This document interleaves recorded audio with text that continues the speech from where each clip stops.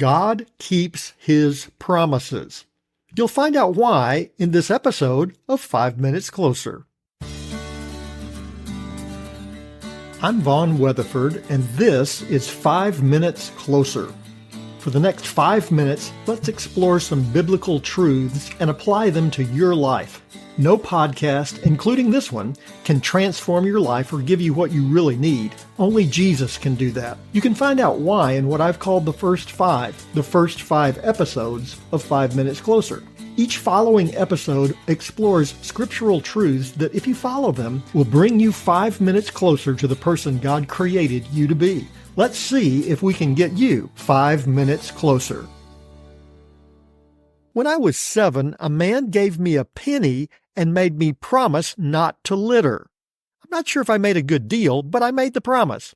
For years, I stuffed my gum wrappers in my pocket. Some of my pants had enough wrappers in the pockets to wrap Wrigley Field. Hey, a promise is a promise. I have to admit, I have littered a few times since then, and usually felt guilty enough to turn around and go back and pick it up. In his final words to his family, Joseph wants them to understand something he came to know with certainty.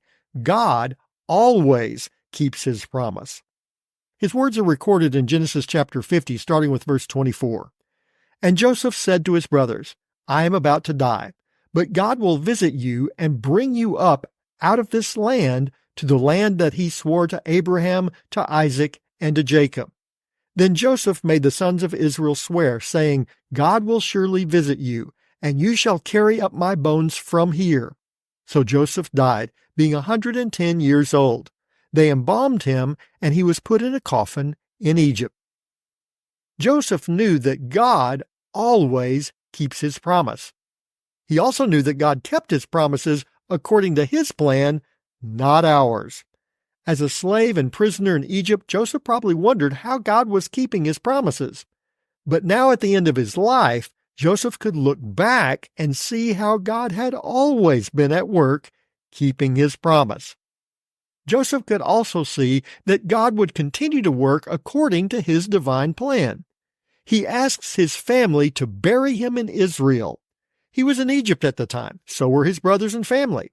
However, Joseph knew that God would eventually take his descendants back to Canaan. How did Joseph know?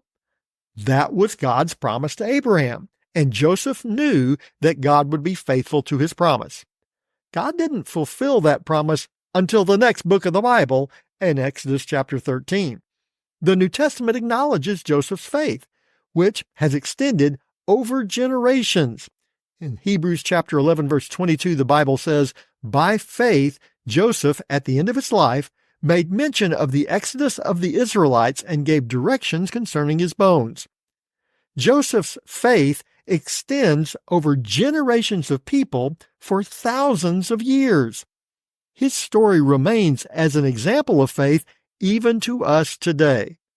When it comes to God's will, sometimes we think we know better than God does. We think we have the shortcut to happiness. The Bible calls these shortcuts by a simple word: sin. Driving in South Arkansas, my GPS told me to turn right. If I had, I would have driven straight into an empty field. My GPS thought it knew the way, but at the moment it was completely wrong. Our sense of direction in life is equally flawed. The path that God has laid before us is always the best path. It's a path we have to follow by faith. Sometimes we may not fully understand, or we may think we know a better way, but that will never be the case. God's way is always the best way. You can stay the course, because now you're 5 minutes closer. My prayer is that these 5 minutes have challenged you, inspired you, and caused you to consider applying God's message for your life from His Word. To find out more, visit our website at 5minutescloser.com. Join me next time to see if we can get you 5 minutes closer.